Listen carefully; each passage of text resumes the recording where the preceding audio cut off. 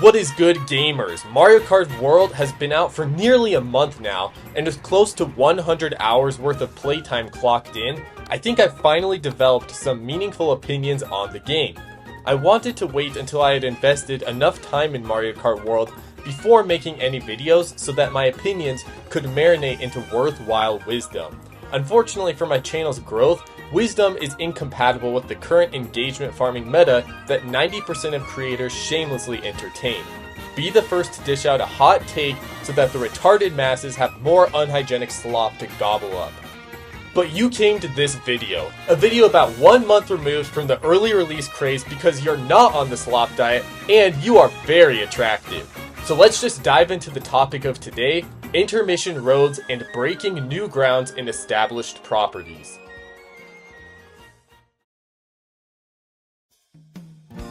When creating a new entry in an established series, be it a video game, a movie, a book, okay, let's just be real, none of you are reading books, or whatever, there's an inevitable internal strife all creators must confront. Do you venture the path of evolution, meaning a more lateral extension, dare I call it the safe approach, or venture the path of revolution, a more risky departure from what came before? Different properties and times call for different approaches, but to give my position on the matter, allow me to indulge in an analogy I've been workshopping in the old cranium these past few years. I will liken the first entry in a respective medium like unto a foundation.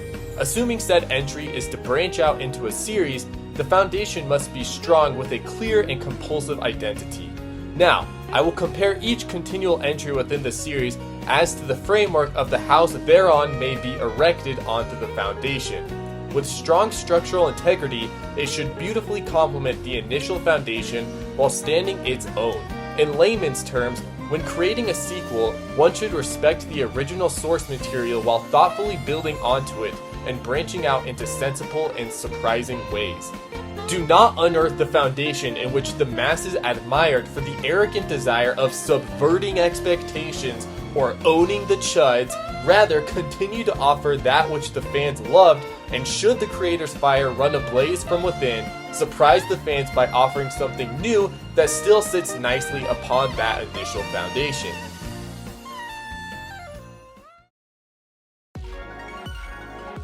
One thing that truly surprised me about the intermissions in this game that I noticed pretty early on was that the entire gameplay dynamic changes from the standard enclosed circuit meta.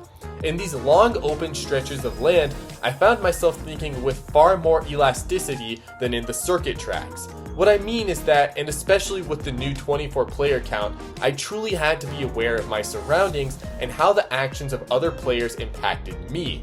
Items, something that I usually didn't think much about in previous Mario Kart games, became deeply influential to the moment-to-moment gameplay.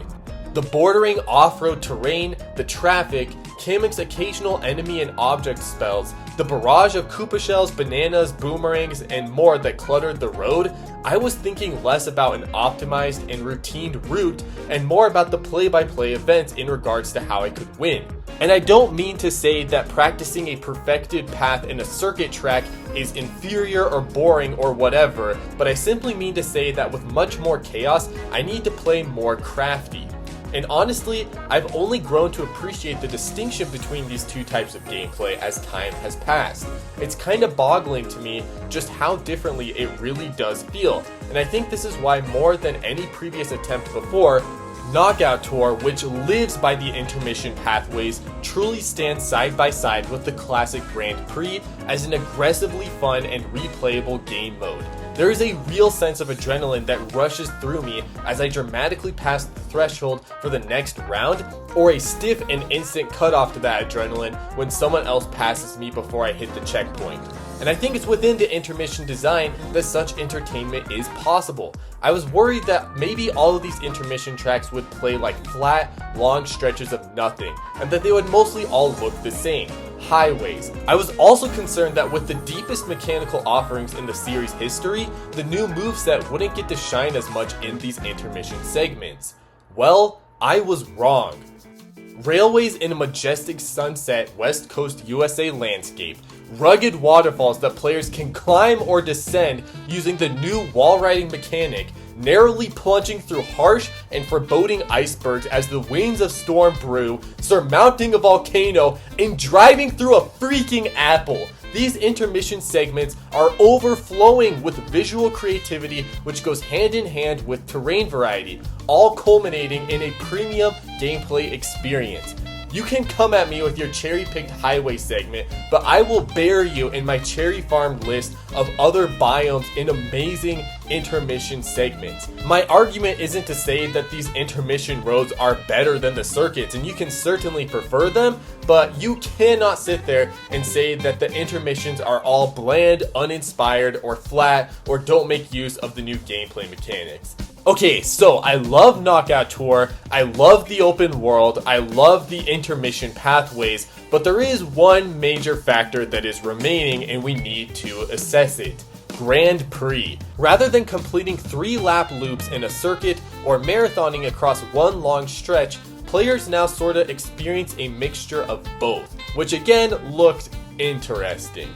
To be honest, I was skeptical of this design choice because players did the classic 3-lap loop for the first track in the cup and then only did 1-lap loops for the other 3, which felt unbalanced and awkward. The implementation of the intermissions in Grand Prix are just kinda weird because it neither showcases the tracks or the intermissions in the best light.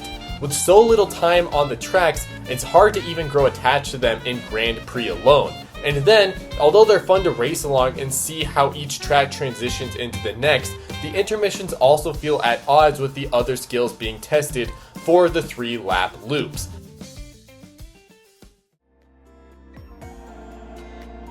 So we've reached the conclusion of this fairly autistic but also not reactionary analysis on intermissions in Mario Kart World. I believe these are a thoughtful expansion onto the foundation of Mario Kart and really do love this revolutionary entry. I'm not somebody who automatically likes or dislikes something for being new or different. I render judgment based on the execution of these ideas and in the case of sequels how well it complements a foundation. And I have to say, the open world and the intermissions are wonderful, revolutionary expansions onto the classic Mario Kart foundation.